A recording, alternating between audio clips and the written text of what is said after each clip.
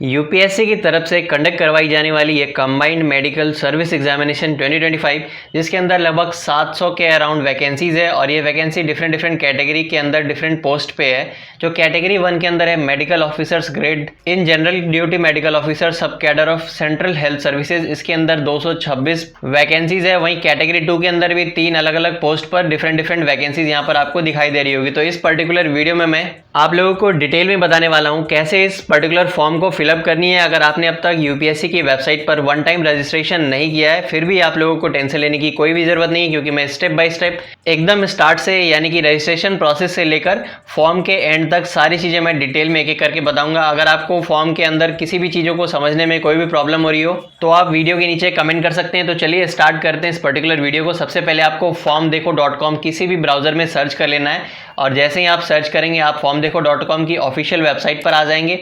आपको यहाँ पर लेटेस्ट जॉब का सेक्शन दिखाई देगा। इसके अंदर UPSC CMS medical officer examination की आपको ऑनलाइन फॉर्म की लिंक दिखाई दे रही होगी। आपको सबसे पहले वाले लिंक पर क्लिक करनी है और जैसे ही आप उस लिंक पर क्लिक करेंगे आपके सामने ये पोस्ट ओपन हो जाएगी। यहाँ पर आप डिटेल में पढ़ सकते हैं, ये इंपॉर्टेंट डेट्स लिखा हुआ है, नोटिफिकेशन कब आई थी और एप्लीकेशन ऑलरेडी 19 फरवरी से स्टार्ट हो गई है। तो अब आप जब भी इस पर्टिकुलर वीडियो को देख रहे हैं ट्राई कीजिए फॉर्म को जल्द से जल्द फिल कर लेने की, ताकि आपको लास्ट टाइम किसी भी तरह की कोई भी प्रॉब्लम नहीं हो। यहाँ पर आप देख सकते हैं टोटल 705 पोस्ट पर वैकेंसी है। यहाँ पर आपकी रिटन एग्जामिनेशन होगी 500 मार्क्स की, फिर इंटरव्यू होगा 100 मार्क्स का, उसके बाद डॉक्यूमेंट वेरिफिकेशन, मेडिकल एग्जामिनेशन, वो सारी चीज़ें होंगी।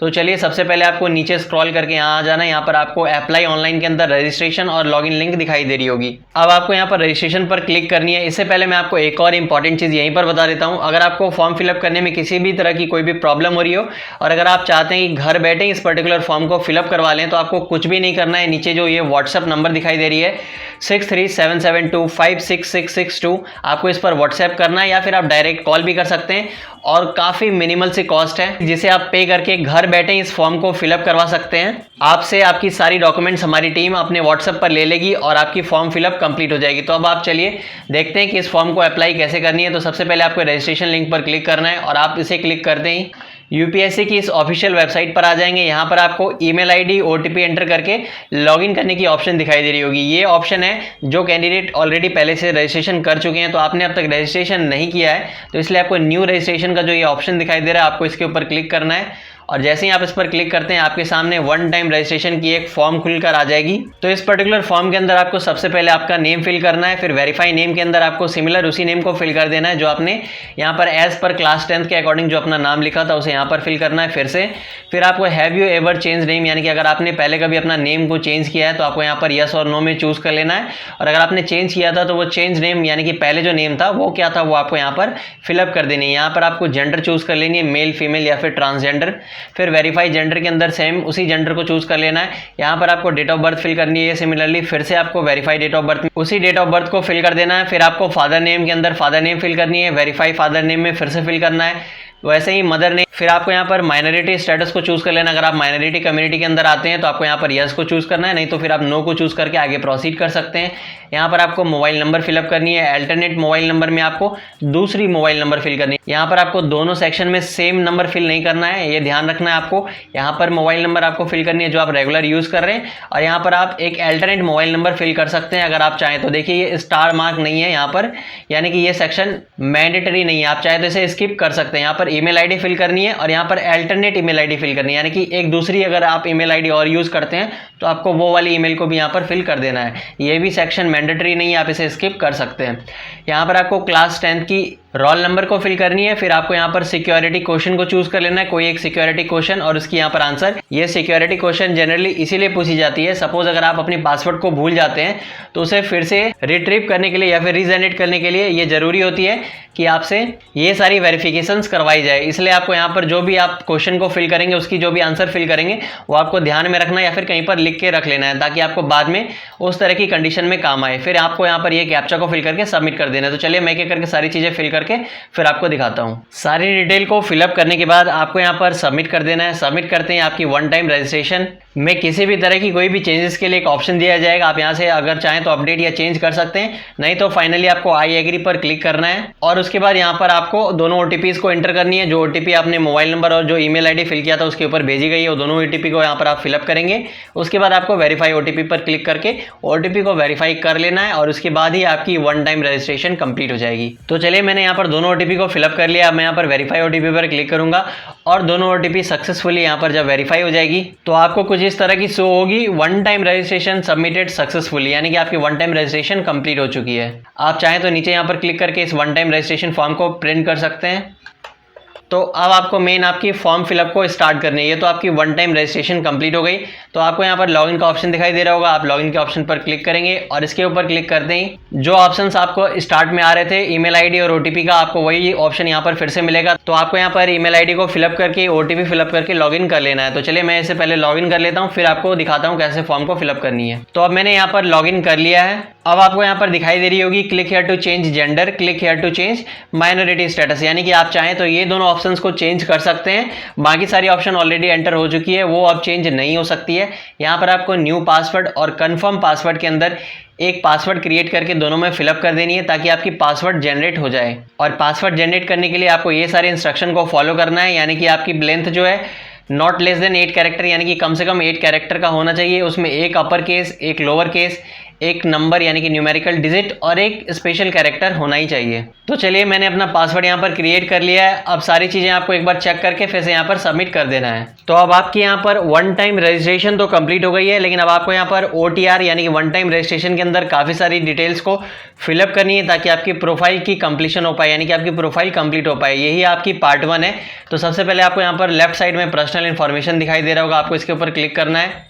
तो ये जो फर्स्ट सेक्शन आपको दिखाई दे रही है ये OTR प्रोफाइल रजिस्ट्रेशन थी जो ऑलरेडी कंप्लीट कर लिया है हम लोगों ने। अब आपको स्क्रॉल करके नीचे आना है। यहाँ पर आपको सबसे पहले नेशनलिटी को चूज कर लेनी है, उसके बाद आपको मदर टंग चूज करना है। मदर टंग चूज करने के बाद आपको मैरिटल स्टेटस चूज करनी है। अगर आप मैरिड है तो यहाँ पर से आप मैरिड चूज कर लेंगे, अनमैरिड या विडो या डाइवोर्सी जो भी है आप अपने अकॉर्डिंग यहाँ पर चूज करेंगे। उसके बाद आपको प्लेस ऑफ बर्थ यानी कि आपकी बर्थ की प्लेस अगर इंडिया है तो आपको इंडिया चूज करनी है, अगर आउटसाइड इंडिया है तो आपको उसे चूज कर लेना है। उसके बाद आपको पोस्ट ऑफिस को फिल करनी है, यहाँ पर आपको विलेज को फिल करना है, फिर आपको यहाँ पर स्टेट को सेलेक्ट कर लेना है, फिर आपको यहाँ पर डिस्ट्रिक्ट को चूज करनी है।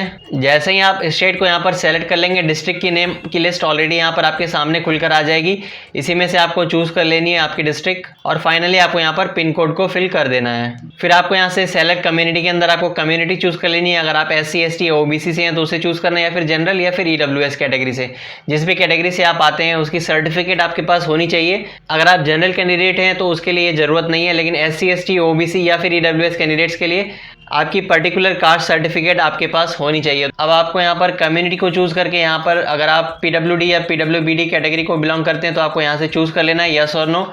उसके बाद आपको फोटो आइडेंटिटी कार्ड के अंदर काफ़ी सारी ऑप्शन है, आप चाहें तो Aadhaar card, driving licence, PAN card किसी को भी चूज कर सकते हैं। उसे चूज करने के बाद आपको select consent for Aadhaar number के अंदर यस और नो चूज करना है, यानी कि आप अपनी आइडेंटिटी के ऑथेंटिकेशन के लिए आधार नंबर को यूज करने की यहाँ पर परमिशन दे रहे हैं UPSC को। अब आपको यहाँ पर फोटो आइडेंटिटी कार्ड नंबर यानी कि जो भी चीज़ आप यहाँ पर सेलेक्ट कर लेंगे आधार, पैन कार्ड, उसकी नंबर यहाँ पर आपको फिलअप करनी होगी। यहाँ पर आपसे पूछा जा रहा है कि अगर आपने UPSC की पहले किसी एग्जामिनेशन जो कंडक्ट करवाई गई थी उसके अंदर अगर आपने फिजिकली हैंडीकैप्ड या फिर person with benchmark disability category के अंदर आपने एग्जाम दिया था तो आपको यहाँ से चूज कर लेना है यस, नहीं तो फिर आपको यहाँ पर नो को चूज करके आगे प्रोसीड करनी है। अब आपको यहाँ पर इस पर्टिकुलर जॉब अपॉर्चुनिटी के लिए पर्सनल इन्फॉर्मेशन एक्सेस करने की परमिशन मांगी जा रही है, तो आपको यहाँ पर यस को चूज करके यहाँ पर आपको टिक करना है और फाइनली आपको इसे सेव कर देनी है। जैसे ही आप इसे सेव कर देते हैं आपकी पर्सनल इन्फॉर्मेशन कंप्लीट हो जाएगी और यहाँ पर आपको एक टिक दिखाई दे रही होगी। अब आपको एड्रेस इन्फॉर्मेशन के अंदर क्लिक करना है और यहाँ पर आपको पहले कॉरेस्पॉन्डेंस एड्रेस को फिल करनी है, फिर आपको यहाँ पर परमानेंट एड्रेस को फिल करनी होगी। और अगर आपकी परमानेंट एड्रेस और कॉरेस्पॉन्डेंस एड्रेस सेम है तो आपको यहाँ पर सिर्फ कॉरेस्पॉन्डेंस एड्रेस को फिल करके यहाँ पर सिर्फ टिक कर देना है, वो ऑटोमेटिकली यहाँ पर फिलअप हो जाएगी। तो चलिए मैं सारी डिटेल्स को यहाँ पर फिलअप कर देता हूँ। तो मैंने सारी डिटेल्स को फिलअप करके यहाँ पर टिक करके मैंने यहाँ पर सेव कर दिया है। अब यहाँ पर आप देख पा रहे हैं आपकी एड्रेस इन्फॉर्मेशन पर भी टिक लग गई, यानी कि ये भी कंप्लीट हो गया है। अब आपको फोटो सिग्नेचर को यहाँ पर अपलोड कर देना है। फोटो को अपलोड करने के बाद यहाँ पर आपको टिक कर देना है, यानी कि आपकी ये फोटोग्राफ है आप यहाँ पर डिक्लेयर कर रहे हैं। उसके बाद आपको इसे सेव कर देना है। ध्यान ये रखनी है कि आपकी फ़ोटो की फॉर्मेट जेपीजी फॉर्मेट में होना चाहिए। अब फिर आपको यहाँ पर सेव कर देना है। जैसे ही आपकी फ़ोटो अपलोड हो जाएगी, यहाँ पर आपको एक पॉपअप आएगा, the photograph image has been successfully uploaded. अब आपको सिग्नेचर पर क्लिक करनी है और यहाँ से आपको सिग्नेचर को भी अपलोड कर देना है। सिग्नेचर की भी फॉर्मेट जेपीजी फॉर्मेट में होनी चाहिए और यहाँ पर आपको डायमेंशंस दिखाई दे रही होगी। सिग्नेचर को अपलोड करने के बाद आपको यहाँ पर टिक कर देना है, I declare that signature is mine. फिर आपको सेव कर लेनी है। जैसे ही आपकी फोटो सिग्नेचर अपलोड हो जाती है, यहाँ पर आपको टिक दिखाई देगी। फिर आपको एजुकेशनल इन्फॉर्मेशन के अंदर सबसे पहले आपको 10th और इक्विवेलेंट की डिटेल डालनी है। यहाँ पर आपको क्लास डिवीजन डालना है, यानी कि अगर आपने फर्स्ट डिवीजन किया था, सेकंड डिवीजन या थर्ड डिवीजन, उसके अकॉर्डिंग यहाँ पर आपको फिलअप कर देनी है। उसके बाद आपको कितना % मार्क्स आया था उसे यहाँ पर फिल करनी है।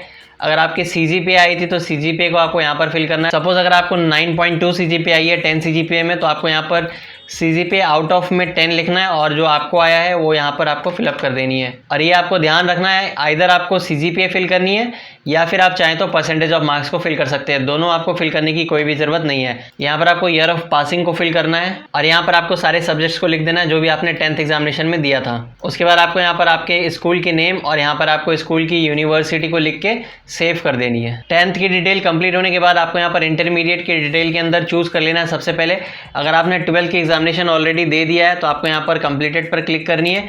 अगर आप इस बार देने वाले हैं तो आपको अपीयरिंग पर क्लिक करना है। 12th की डिटेल को भी फिल करने के बाद आपको यहाँ पर सेव कर देनी है और फाइनली आपको ग्रेजुएशन की डिटेल को फिलअप करनी है। सबसे पहले आपको ग्रेजुएशन स्टेटस को चूज़ कर लेना है। अगर आप ऑलरेडी ग्रेजुएट हो चुके हैं तो आपको कंप्लीटेड को चूज़ करनी है और अगर आप अभी ग्रेजुएशन कर रहे हैं या फिर आपकी इस साल ग्रेजुएशन कंप्लीट होने वाली है तो आपको अपीयरिंग को चूज़ करना है। ग्रेजुएशन डिटेल को फिलअप करने के बाद आपको यहाँ पर सेव कर देनी है। इसके बाद अब आपको यहाँ पर डॉक्यूमेंट अपलोड के ऑप्शन पर क्लिक करना है। यहाँ पर आपको कुछ डॉक्यूमेंट्स को अपलोड करनी है, यानी कि आपकी मैट्रिकुलेशन की सर्टिफिकेट, ग्रेजुएशन की सर्टिफिकेट, फिर आपको यहाँ पर फोटो आइडेंटिटी कार्ड को अपलोड करना है जो आपने वहाँ पर नंबर फिलअप किया था।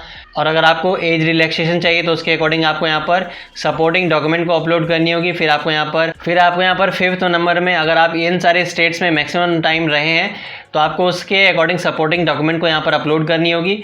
उसके बाद आपको achievement in different fields, awards, prizes या फिर अगर कोई और भी डॉक्यूमेंट आप अपलोड करना चाहते हैं तो यहाँ पर आप लास्ट सेक्शन में उसे अपलोड कर सकते हो। चलिए मैं सारे डॉक्यूमेंट को पहले अपलोड कर देता हूँ। सारे डॉक्यूमेंट को अपलोड करने के बाद आपको यहाँ पर पेरेंटल इन्फॉर्मेशन के अंदर क्लिक करना है। यहाँ पर आपको पहले फादर का इन्फॉर्मेशन फिलअप करना है, उसके बाद आपको यहाँ पर मदर की इन्फॉर्मेशन को फिलअप करनी है। तो चलिए मैं सारी डिटेल को एक बार फिल कर देता हूँ। फादर मदर यानी कि पेरेंट की इन्फॉर्मेशन को फिलअप करने के बाद यहाँ पर आपको एम्प्लॉयमेंट इन्फॉर्मेशन के अंदर आपकी प्रेजेंट एम्प्लॉयमेंट स्टेटस को फिलअप करने हैं। यहाँ पर आपको प्रेजेंट एम्प्लॉयमेंट में पहले चूज़ कर लेना है। अगर आप एक सेंट्रल गवर्नमेंट एम्प्लॉई हैं या फिर स्टेट गवर्नमेंट, आपको उसके अकॉर्डिंग यहाँ पर चूज़ करके फिर आपको यहाँ पर, और अगर आपने यहाँ पर खुद का कोई काम किया हो तो आपको यहाँ पर यस को सेलेक्ट कर लेना है। उसके बाद आपको इसे सेव करना है। अब आपको यहाँ पर सेल्फ एम्प्लॉयमेंट की डिटेल को फिलअप करके यहाँ पर आपको इसे सेव कर देना है। उसके बाद आपको फाइनली यूपीएससी एग्जाम इन्फॉर्मेशन के ऊपर क्लिक करनी है। अगर आपने इससे पहले कभी यूपीएससी की एग्जामिनेशन दिया है या फिर अगर आप किसी भी सिलेक्शन प्रोसेस के अंदर इंटर करने के बाद वहां से अगर आप आउट हुए हो यानी कि सेलेक्ट नहीं हुए हो तो यहाँ पर आपको यस को चूज़ करना है। और अगर आप यहाँ पर पहली बार यूपीएससी के द्वारा कंडक्ट ये एग्जामिनेशन को दे रहे हैं, अगर आपने पहले कोई भी एग्जाम नहीं दिया है तो आपको यहाँ पर नो को सेलेक्ट कर लेना है। और अगर आपने यहाँ पर यूपीएससी की एग्जामिनेशन में पहले कभी अप्लाई किया था तो यहाँ पर आपको येस को सेलेक्ट कर लेना है, नहीं तो आप यहाँ पर नो को सेलेक्ट करें आगे मूव करेंगे। अब आपको यहाँ पर चूज़ करना है, आपने पहले कभी सिविल सर्विसेज एग्जामिनेशन को देकर किसी भी पोस्ट को वहाँ पर आपने एक्सेप्ट किया था या फिर किसी भी पोस्ट पर आप काम करते थे तो यहाँ पर आपको येस को चूज़ करना है, नहीं तो आपको नो को चूज़ करके यहाँ पर सेव कर देनी है। फाइनली आपको लास्ट सेक्शन पर क्लिक करनी है, अचीवमेंट प्राइज मेडल्स, और यहाँ पर आपको अब तक जो भी प्राइज अचीवमेंट या फिर मेडल मिला हो आप उसे यहाँ पर डिटेल में लिख सकते हैं। अगर आपको प्राइज स्कॉलरशिप कुछ भी मिला हो तो आप यहाँ पर लिखेंगे किस रीजन से और किस लेवल पर मिला है। यहाँ पर आपको क्लियरली मेंशन है, अगर आपको यूनिवर्सिटी लेवल, स्टेट लेवल या नेशनल लेवल पर मिला है तभी आपको ये फिल करनी है, नहीं तो अगर आपको किसी स्कूल लेवल या फिर कोई जनरल या नॉर्मल कंपटीशन में प्राइज मिली हो तो उसकी डिटेल यहाँ पर फिलअप नहीं करनी है, सिर्फ आपको यूनिवर्सिटी, स्टेट या नेशनल लेवल की ही प्राइजेस को यहाँ पर लिखना है। अब इस लास्ट सेक्शन के अंदर आपको सारे लैंग्वेजेस को चूज करना है, आप कौन कौन सी लैंग्वेज को बोल सकते हैं या पढ़ सकते हैं या फिर लिख भी सकते हैं, उन सारी चीज़ों को यहाँ पर सेलेक्ट करनी है, फिर आपको इसे भी सेव कर देना है। तो चलिए मैं इन सारी डिटेल को एक बार फिल करके सेव कर देता हूँ। सारे डिटेल को फिलअप करने के बाद फाइनली उसे भी आपको सेव कर देनी है। अब जाकर आपकी वन टाइम रजिस्ट्रेशन की प्रोफाइल भी कंप्लीट हो चुकी है। अब आपको यहाँ पर लेटेस्ट नोटिफिकेशन के ऊपर क्लिक करनी है और जैसे ही आप इस पर क्लिक करेंगे यूपीएससी के द्वारा कंडक्ट करवाई जाने वाले सारी एग्जामिनेशन की यहाँ पर लिस्ट आ जाएगी, जो सारी रिसेंट में जिसकी नोटिफिकेशन आउट हुई है। अब आपको नीचे स्क्रॉल करनी है, क्योंकि आपको फिल करना है यहाँ पर कंबाइंड मेडिकल सर्विसेज एग्जामिनेशन 2025। तो इसके सामने आपको यहाँ पर पार्ट 1 OTR प्रोफाइल कंप्लीशन वाला ऑप्शन दिखाई दे रहा होगा।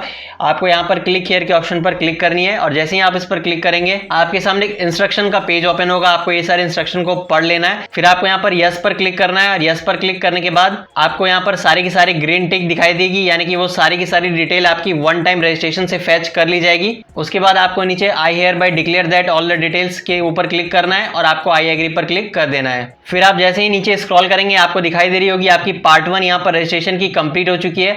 अब आपको यहाँ पर बस क्लिक हियर करके पार्ट 2 को कंप्लीट करनी है और आपकी ये फॉर्म फिलअप कंप्लीट हो जाएगी। अब आपको पार्ट 2 के कंप्लीशन के लिए फिर आपको यहाँ पर क्लिक हियर फॉर पार्ट 2 पर क्लिक करनी है। जैसे ही आप इस पर क्लिक करेंगे आपके सामने फॉर्म की पार्ट 2 ओपन होकर आ जाएगी। तो आपको पार्ट 2 के अंदर सबसे पहले सेलेक्ट करनी है कि आपकी एजुकेशनल क्वालिफिकेशन क्या है। तो यहाँ पर आपको दिखाई दे रही होगी already pass the written and practical part of the final MBBS exam, और या फिर अगर आप अपियर होने वाले हैं फाइनल वाले MBBS एग्जाम में तो आपको नीचे वाले ऑप्शन को सेलेक्ट करना है। इसको चूज करने के बाद आपको यहाँ पर फोन नंबर को फिलअप करनी है और यहाँ पर आपको मोबाइल नंबर को फिलअप करके यहाँ पर आपको कंटिन्यू पर क्लिक कर देना है। अगर आप एज रिलैक्सेशन के लिए क्लेम करना चाहते हैं तो आपको यहाँ पर यस को सेलेक्ट करनी है, नहीं तो आप यहाँ पर नो को क्लिक करके कंटिन्यू कर सकते हैं। अब यहाँ पर आपकी आइडेंटिटी डिटेल आ जाएगी, आप एक बार इसे चेक कर लेंगे, उसके बाद आपको कंटिन्यू पर क्लिक करनी है।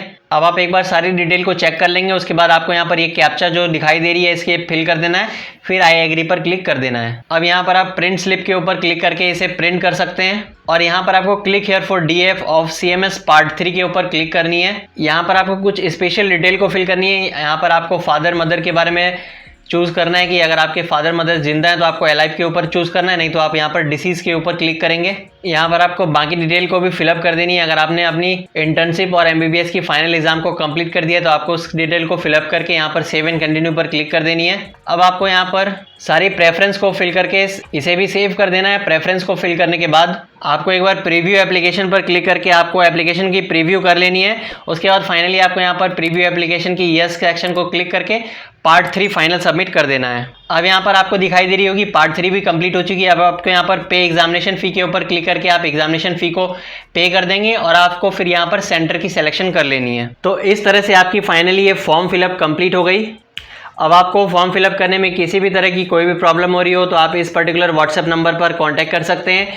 इसके लिए आपको सिंपली एक कॉल कर देनी या फिर आप व्हाट्सएप पर मैसेज कर देंगे, फिर उसके बाद आपको मिनिमल सी चार्ज को पे करके आपको इस फॉर्म फिलअप को कंप्लीट करवा लेनी है। Thank you for watching this video. फिर मिलते हैं नेक्स्ट वैकेंसी के साथ, तब तक आप इस पर्टिकुलर चैनल को